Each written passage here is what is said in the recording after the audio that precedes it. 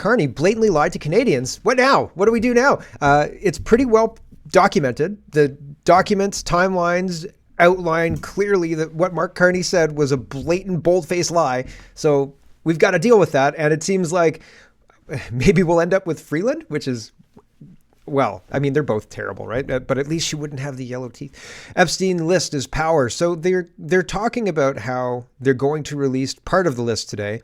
There's a whole bunch. I've got a little bit on the Epstein stuff. 4 tabs today. They're talking about, yes, it's going to be released, but there are active investigations going on, and they don't want to impact negatively the victims. And so there are a lot of considerations that if people are thinking that this list is a simple thing to release, I think it's more complicated than that. And I alluded to that the other day when I started saying, like, this is power. How do you prove beyond a shadow of a doubt you haven't just made up your own list? This is the Epstein list, right? And then we believe you. And I'm not saying that necessarily the people in charge now would do that, but previously people in charge did do that. So how do we protect against people who might do that? Because it might be the people in charge now. And if it's not the people in charge now, it might be the next people in charge. So how do we have a system where we can be reasonably assured that this intelligence is legit and real, and so on and so forth? And what about Puff Daddy's list, right? And so on. There's issues there. So we'll talk about that. Anand is going to seek re-election now because those polls show that Mark Carney is going to trounce Poilievre. Sure. The Supreme Court of Canada is leaving X and trying to influence people away from X, which is notable. And I'll look at that. We'll look at that. Jagmeet Singh wants to uninvite Donald Trump from the G7 in Alberta. He says Donald Trump's just going to come up and size things up for his next state or something like that. He didn't really say that, but that's the worry, I guess. So that's pretty funny. It's ridiculous and it's petty. And it seems like Jagmeet Singh is not doing diplomacy. He's just following a script that somebody's handing him. He's not thinking about things. He's not thinking things through either, in my opinion. He's also got this TikTok, I think it's TikTok or maybe Instagram, where he starts ripping a red thing and then it cuts to Captain Von Trapp in The Sound of Music ripping a Nazi flag. So, it doesn't look anything like Jagmeet Singh. Scott Moe approves all pipelines east, west, or south in Saskatchewan. He put out a tweet saying, any pipeline that you want to build in Saskatchewan is approved right now. So anybody want to build a pipeline in Saskatchewan? I want to start an oil company. Let's do it. We can call it Petro Canada. No? Okay. Tariffs get pushed back again. My buddy came over yesterday and he said, did you hear? Because, well, it was mid-afternoon and I've been busy on a project, so I've been trying to work on something.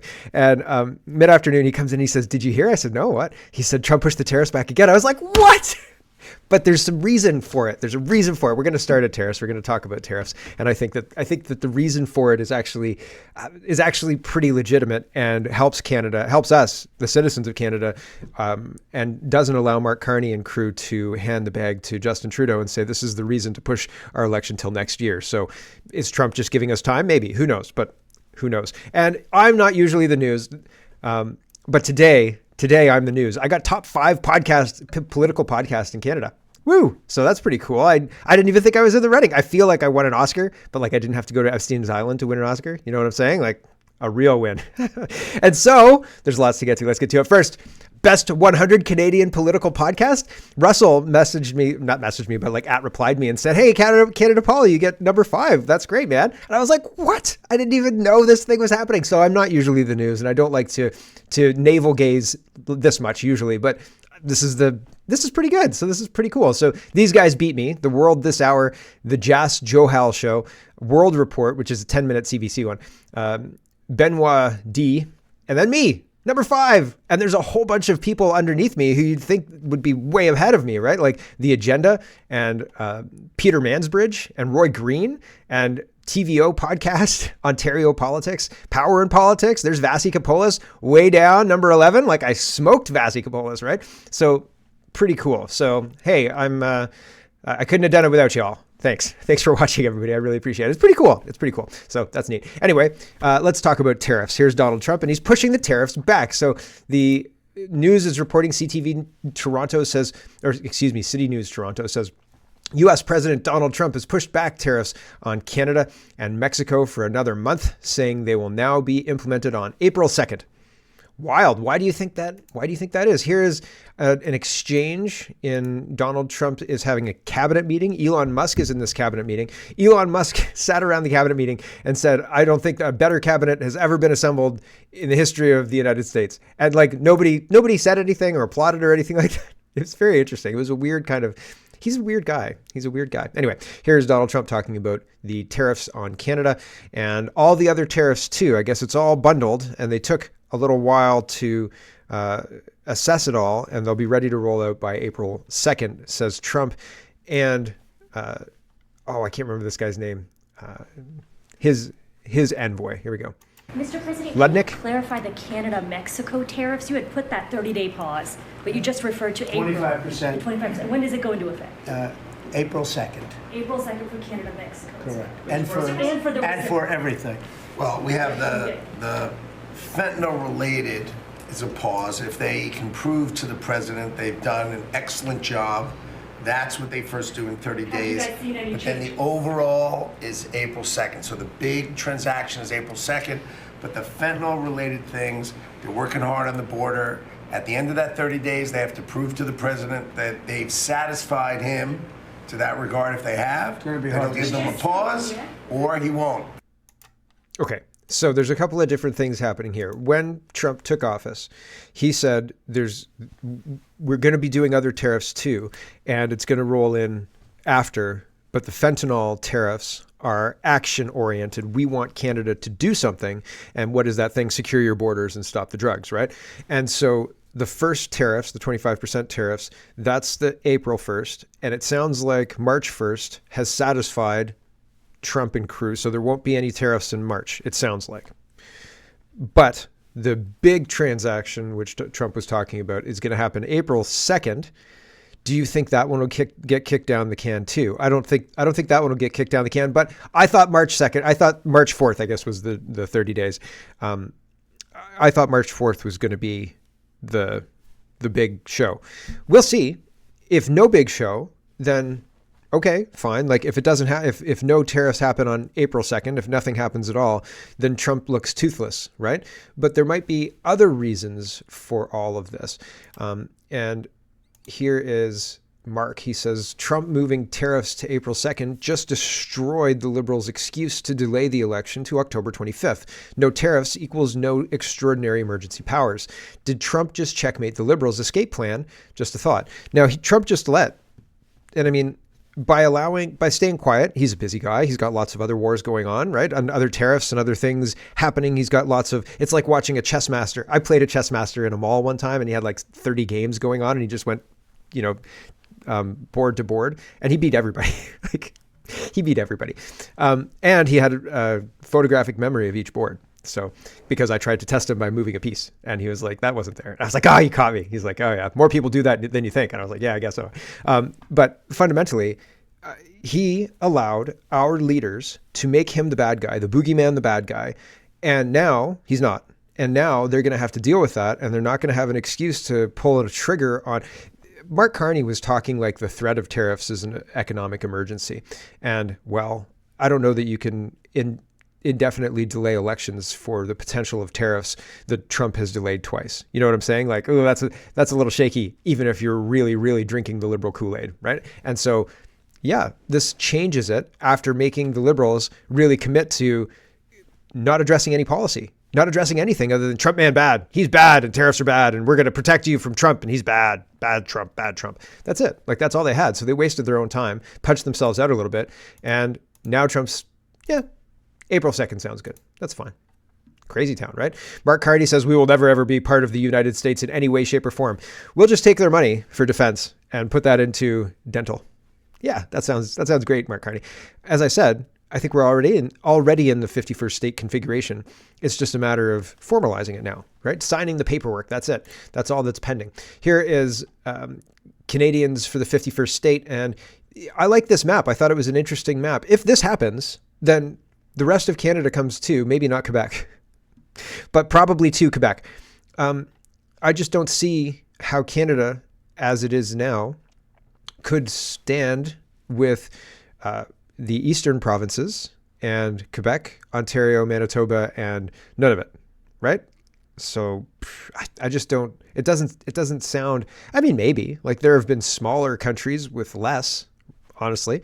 But it doesn't make a lot of sense if Alberta and BC and Saskatchewan and everybody else is part of the United States. If this configuration happened, it wouldn't last for a long time. It would crumble, I think. Right? But maybe I'm wrong. What do you think? This person says, if you live east of Saskatchewan, it may be best to consider moving. This might be a real deal effort, especially considering all the Liberals who don't want it are in Ontario and Quebec.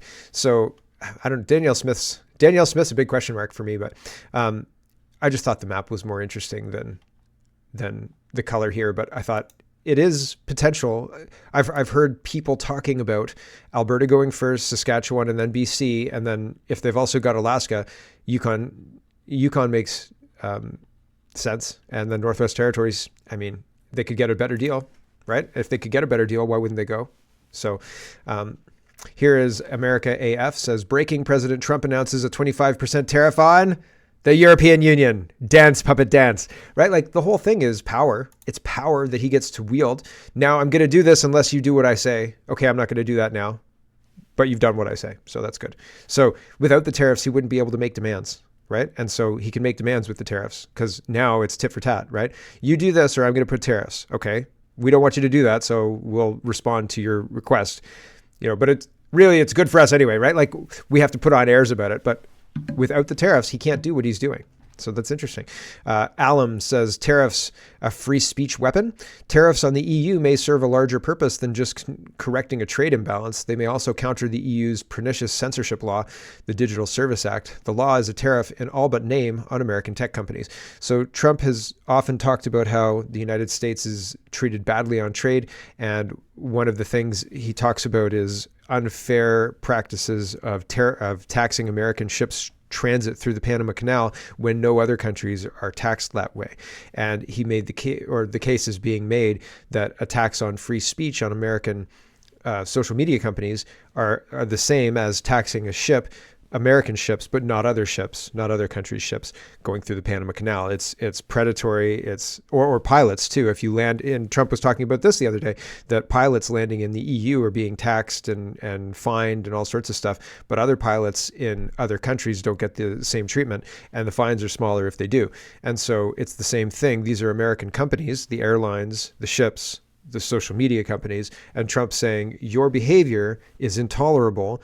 I'm the commander-in-chief of the United States, and I'm going to protect my companies by doing the same thing to you guys that you're doing to us. So stop it, or we're going to make it really painful for you. And we haven't seen leadership like this because all of our leadership have been globalist a-holes who've sold our country out for access to Epstein's island, I think, right? Maybe not. Some of them maybe. Or other self-enriching things, access to early stock picks, right? Things like Nancy Pelosi, right? Things like that. And so I look at that and I look at the United States and I think to myself, does Canada have a similar history, rumors, Picton, Bronfman, right? Who in Valges, I always get his name wrong, but I always get all the names wrong, right? We do have a history like that. We do have smoke that could be fire like this.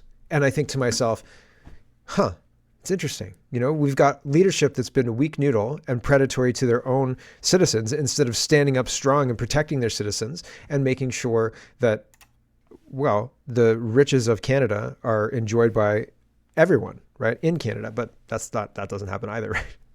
Just some people who vote for the right people get the carve-outs, right? Andrew Coyne is talking about Jagmeet Singh, and Jagmeet Singh calls for Trump to be uninvited from the G7 summit. Andrew Coyne's all about this. I still think it's hilarious that Coyne has the Ukrainian flag, the Israeli flag, the British flag, and what's this one? Argentinian? Moldova. I'm sorry, I didn't get the Moldova flag. Is that his soccer team or something? Tim Poole is responding to Jagmeet Singh, who says Trump should be uninvited. And he says, do you know that Jagmeet is a slang term meant to insult a man? It's wildly offensive. I'm not joking.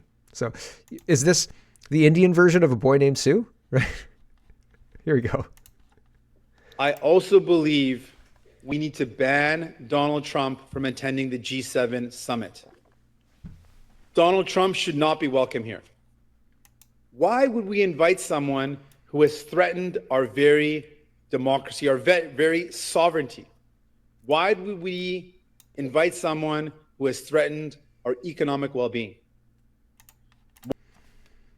I think he's just accurately describing our economic situation. You invite him because it's the G7. You're the host of the G7, and you should be a good host. Canada should be a good host for the G7. And you invite all the leaders of the G7, and that includes Donald Trump, regardless of him saying, hey, Canada, do you know that you wouldn't exist without our protection, our military protection, and our being your biggest customer? Without all that, you're done. And really, we don't need your cars, your oil, or anything else. So we're in a bit of a predicament, right? Like accurately describing our fiscal situation, which our leaders have put us into in the last 40 years, is not a crime, certainly, and is not something that should get you uninvited from the G7 in Alberta, I don't think, right? Jagmeet Singh is embarrassing Canada on the world stage by suggesting this. And, well, he's embarrassing himself, but he does that daily. Embarrassing Canada is worse. Canada, the state of Canada, right? Jeepers creepers, here we go.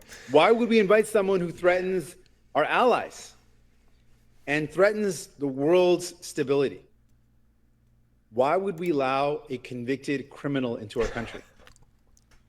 Bringing out the big guns. Oh my gosh. You know all that lawfare that happened that was kind of thrown out and ridiculed widely? Yes, we'll reference that now too. Come on, Jagmeet. Why would we invite someone who has such disdain for multilateral organizations? Instead, what we should do is use the G7 summit as an opportunity to work with our allies on a plan to resist Donald Trump and his dangerous threats to the world. So Chrystia Freeland and Jagmeet Singh both want to use our allies to protect Canada from the United States, who's currently protecting our Arctic, by the way, and our biggest customer for a whole bunch of things, cars, oil, a whole bunch of things. So great job. Try not to alienate them, okay? We don't want them stopping any of these big buys, because without them, Canada really would be in a bad way. We'd have a hard time. Daisy Media says, Ontario is in for a rough ride. How is this the only choice we have to lead our province? Yeah, I'm not overly enthusiastic about this whole election cycle. I know Ontario Party has 44 candidates. The New Blue has 108. I'll be voting New Blue because I can't vote Doug Ford. So that's what it is. But here's Doug Ford talking about all of this. And I'm encouraging every other premier in the country, pull the U.S. alcohol off your shelves. That's number one. Number two, we have $30 billion of procurement. We will pull every contract off any U.S. companies, especially we do a lot in the tech sector. They're done, they're gone. We're reviewing the cost of electricity we're sending down there. And if he puts tariffs on anything in Canada or Ontario, they're getting a tariff on their electricity. And then we'll go to the next stage and we'll wait to see what happens from there. But then we have a strong list. We're working collaboratively with all the premiers in the federal government to make sure we have retaliatory measures. And I've always said it's dollar for dollar, tariff for tariff. But we're all working well as Team Canada, and we're going to continue working well, and we'll be ready for anything that comes our way. I'm still more Team Ostrich than Team Canada, so I don't think that the response is the correct response. When somebody says, "Hey, man, you're getting a little husky. Do you want me to show you what you need to do?" The correct response is an "F you, man. Don't worry about my weight." You know, like, don't get sensitive about it. You've got an issue here, right? Like, you've got a Chinese infestation. You've got cockroaches, right? Like, somebody's asking to help. This isn't necessarily a punitive tariff. It would help us to do these things, right? It would help Canada to do these things. Let's talk about our leadership and Mark Carney. And this is a big scandal, and it's unbelievable that Mark Carney is still the front runner and is not disqualified, but Ruby Dalla and Arya Chandra are both disqualified. So here is Power in Politics, and he's explaining the Mark Carney situation up to now, talking about how, he lied. He definitely lied about this. Here we go. Yeah, the controversy here really stems from the answer that Mark Carney gave last night after the Liberal leadership debate in the scrum with reporters, when he was asked about what role he played in the relocation of the headquarters from Brookfield Assets Management from Toronto to the United States. And in his answer, this was the company that Brookfield Asset Management, of which Mark Carney was the chair, until he resigned in January to seek the Liberal leadership. And when he was asked about this relocation, he said, this was formally approved after I had left, and kind of left it there. But if you go back and look at it all, Ian, this was something that was started, proposed, announced, formalized, and then broadly put to shareholders while Mark Carney was the chair of the board, and he wrote a letter endorsing the move. And in fact, the official re-registration of the corporate headquarters from Toronto to the United States happened in October of last year, before Donald Trump was reelected, before Chrystia Freeland had resigned, before any of the big seismic political events had happened. So he was there. I mean, he was a big part of this. The timeline and the paper trail shows that he advocated for this and he pushed for it. Now, the reason for this, it's not necessarily corporate flight. We'll just leave it there. The facts are the facts. He said that it was somebody else's decision, and they quarterbacked it after he had left on January 15th. And the reality of the situation is it was already done and dusted in 24 under Carney's purview. Now, I mean, he could have said it had nothing to do with the current configuration. This happened last year. You know what I mean? Like, he could have explained it, and that probably would have been better than saying I had nothing to do with it. So it's very, very weird. Here's Pierre Poilievre. Mark Carney blatantly lied to Canadians last night. He claimed he had nothing to do with moving his company headquarters to Trump's America, even though he chaired the meeting where the decision was made and wrote company shareholders endorsing the move. If he won't protect jobs in his own company, why would he protect yours? If Carney wins, Canada loses. So he sent the whole company to the United States. Why wouldn't he do that for all of Canada? Here is Mark Carney and the answer in question. You were the vice chairman at Brookfield Asset Management prior to the chair. I was the chair. Sorry. In the fall, they moved their head office from Toronto to New York. Did you approve of that decision, and what does this say about your commitment to growing Canada's economy and betting on Canada as of now? Okay. So two things. I'll just correct a few factual things. One, I was chair of Brookfield Asset Management. I ceased to be chair on the 15th, I think, of January. The formal decision of the board, happened after I ceased to be on the board. This is a letter. It says Mark Carney writes a letter communicating the unanimous decision made by Carney and the board he chaired to move the HQ from Canada to the U.S. November 1, 2024. It was unanimously determined. They're highlighting it, and it says Mark Carney, December 1st, 24. I ceased to be on the board. Carney lied. He sold out Canadian jobs. This is like the end of Godfather or something like this, right? The Godfather, Part 2, Mark Carney. Somebody's going to wake up with a horse head in their bed. So Carney lied, and now he's just going to skate on by. They're going to put him in the position anyway. And now he gets to be prime minister. Yay, prime minister liar. Prime Minister yellow tooth liar, right? That's the brand. Thanks. Welcome to Canada. Senator Husaka says the timeline and paper trail show that Carney played a key role in the relocation before the jump to politics. The asset management division has moved to New York, and that happened under Mark Carney's watch. So there you go. I don't think that anything's going to happen. Duncan says, what's going on? If indeed Mark Carney lied about something like this, and the timelines he himself has acknowledged indicate that he did, then how can Canadians trust him about anything he says? Right. This is just too bizarre. Why lie? If this was a good move that he and his board supported, then defend it. Canadians deserve straight talk, not double speak from someone who wants to be prime minister. And then there's the letter he signed. So the letter he signed was highlighted also in Mr. Poilievre's video. You can read it here. The link is in the description. It's in Michael Barrett's tweet under Duncan D's tweet. So very interesting stuff happening there. Everybody's noticing this, right? Carney is the very executive who wrote to shareholders recommending the relocation to New York. Instead of calling out his lie, legacy media is attacking the allegation. He sees state funding of media subverts official objectivity, and therefore our democracy. I am funded fully by my subscribers, so I don't take money from even YouTube or anything like that. I get some money from Rumble, but not much. All of the money that, and I guess Spotify, I get money from ads on Spotify too.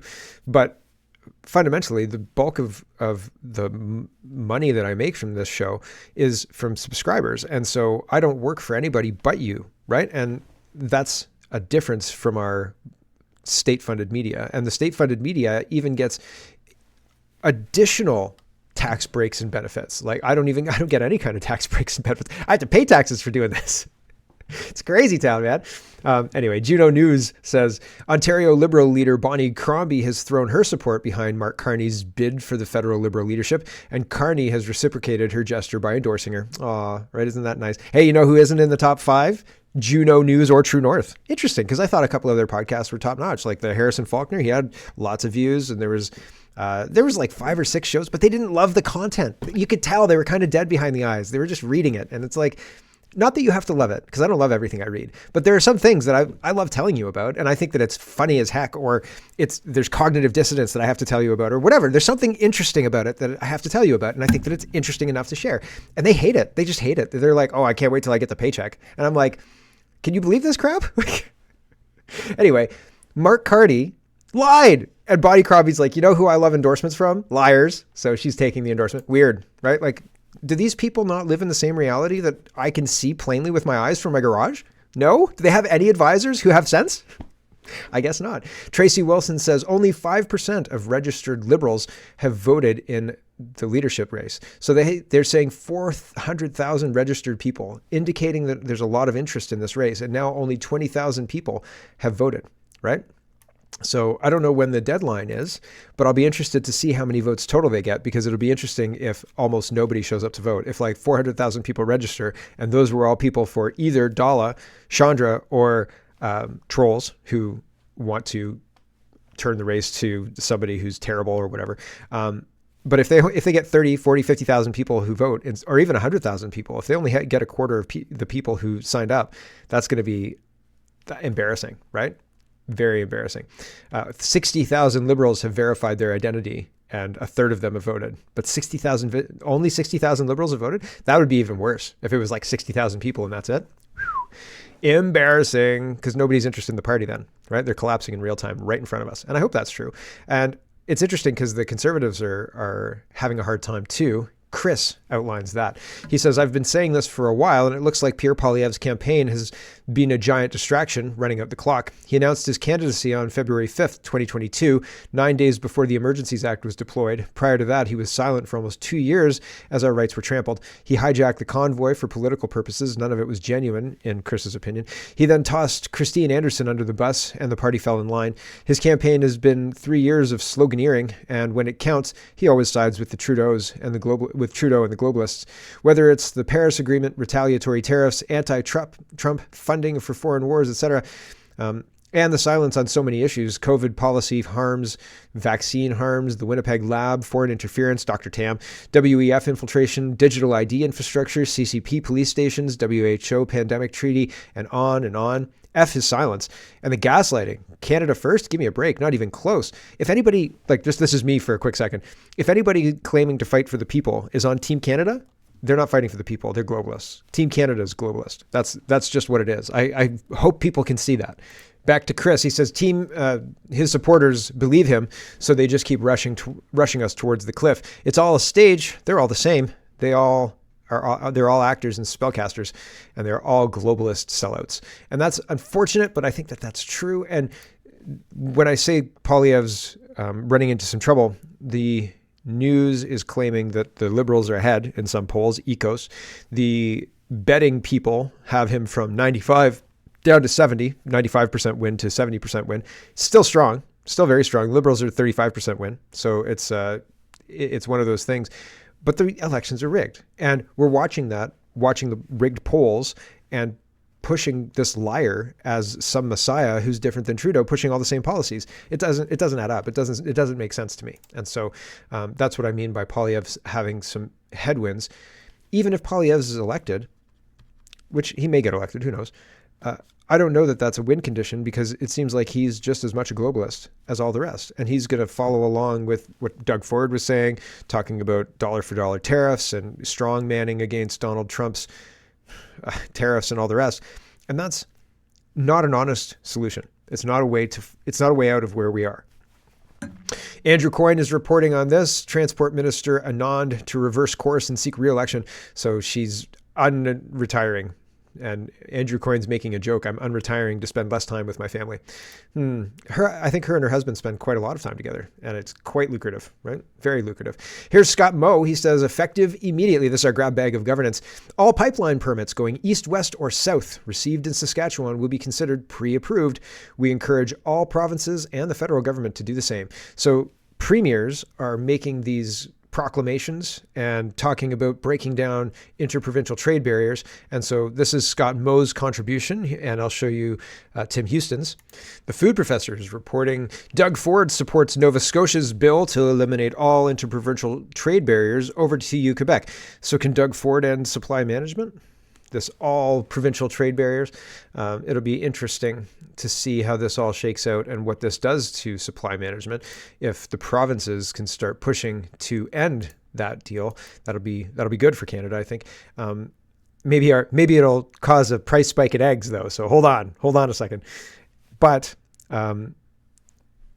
Australia and New Zealand were able to do it, and they did it over a 10-year period in the early 2000s, and it did not cause disruption. So it was an easy transition as far as I understood it. And I read about this more than 10 years ago. I think it was like 2008 or 9. Anyway, regardless, Wall Street Apes is reporting just how wasteful Medicare is in the United States. This extrapolates into Canada because all of our healthcare is under this Medicaid umbrella. So in the United States, you've got the price that it actually costs, and then you've got the insurance price. And the insurance price is thousands, where the price that it actually costs is hundreds usually. And so that's a huge amount of fraud and waste. And so in Canada, we don't see the cheap price ever, right? We can sometimes see it if your doctor is giving you a prescription and you can choose between two medications. Somebody said to me when I mentioned it before, though, that the off-brand medication sometimes doesn't work as well as the branded medication. And like when you try the off-brand medication, sometimes you have to come back and get the regular branded medication that's very expensive because the off-brand doesn't work. And that's true. But this kind of scam is happening in Canada too. And we are being saddled with high costs because of the markup for insurance industries, but it's all done through government. So like think US aid, but with the added benefit of the excuse of it's for your health, comrade, right? So less scrutiny. That's why. Here's this lady, Hill K. Christopher. So I don't normally jump on that health insurance is a scam, but today it is absolutely a scam, and I swear it's fraud. I need an MRI on my back because I hurt my back. My clinic sent it over to a hospital. They ran it through my insurance. They called me and said, hey, your portion of it that you're going to have to pay after insurance is $5,100 for this MRI. So I'm like, wow, okay. I was like, before we do that, like, just wait, because I'm like, $5,100 just seems wild. I called another place who was also waiting for my insurance to go through to see how much it was going to be. My insurance was still on hold with them, but I asked them, hey, if I just cash pay this, how much is it going to cost for this MRI? And they're like, well, if you just want to cash pay it, not run anything through insurance, it's $700. And so I'm like, sounds a lot better than $5,100. So I called the original hospital back and said, hey, if I don't run this through insurance, what is the cost if I just decide to self-pay it, since I know the other place is $700? The lady's like, I'll rerun it under you being self-pay and I'll call you back with your total.